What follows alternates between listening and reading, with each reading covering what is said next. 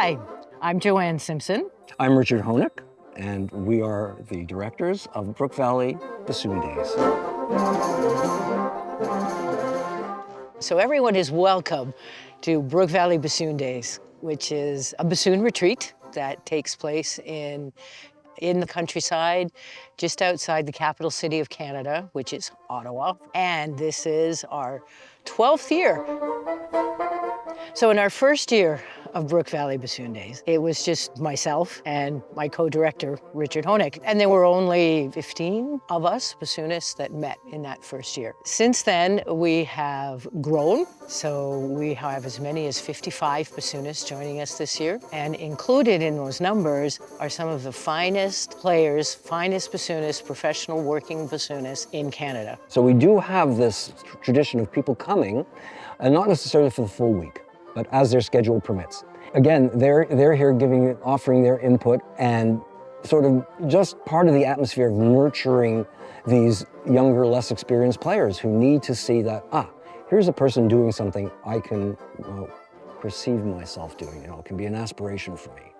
Thanks to the fact that we have these wonderful visiting professionals, this means we have a really excellent ratio of professional players with students or participants. As a matter of fact, this year, our ratio is 4-to-1, participants to professionals.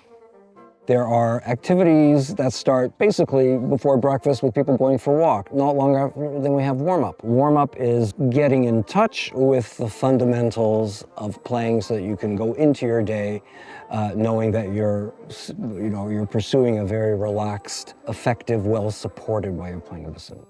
And master classes with some of these wonderful players.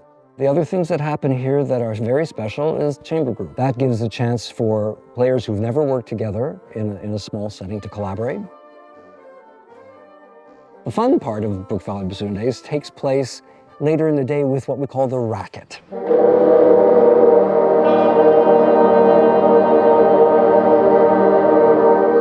But the racket, as a term, comes from a 16th century instrument that's approximately the size of a 48-ounce can of tomato juice.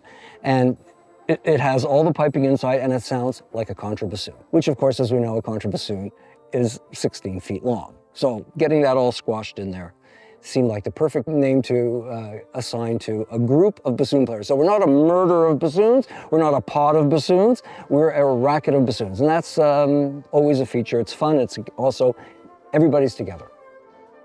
After racket, people repair to the reed room for probably anywhere up to midnight. So we're talking about maybe from 9 o'clock to midnight.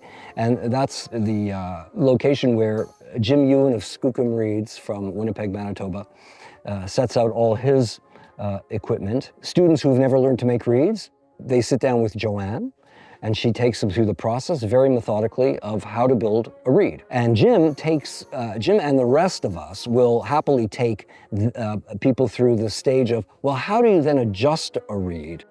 For those of us who are interested in preparing for orchestral auditions, be it school or professionally, we have our midnight excerpt class. So they sit down with me and we go over the important considerations about being an effective auditioner and what to understand about the repertoire. We've had people come here with as little as 1 month's experience of playing the bassoon and go on to wonderful schools like the Juilliard School of Music, or to have jobs in orchestras in the US and in Canada. We've also had university students come and join us as a part of their preparation for auditions, whether they're graduating from university and heading out into the professional world, or auditioning for their school orchestra or placements. 2 of those I'm thinking of right now. One is principal in the Edmonton Symphony, another is principal in the Calgary Philharmonic. So I really do feel proud that we are a part of the growth and the development of these young players. I really loved attending this camp because just to see like the passion of the other bassoonists here, and to really be able to get knowledge that you can access easily through mentors and teachers and just your peers. And Yeah, I've been able to learn a lot of different new perspectives, and yeah. What brings us back to camp year after year? Oh, that's a long list, I have to say. But you know, for me, the best thing is just being in the middle of other bassoonists and finding my family. It's a great way to get back into shape to start up the new season. We're hobby bassoonists, and it's, you know, I tend not to play a lot during the summer, so we come here, we play, we get our reeds in shape, learn how to make reeds, and listen to some absolutely fantastic coaching on how to play the instrument. So how did that happen between me coming to bassoon camp and eventually starting a music performance major at university? Well, I would say that this bassoon camp definitely helped continuously reinvigorate my passion towards music.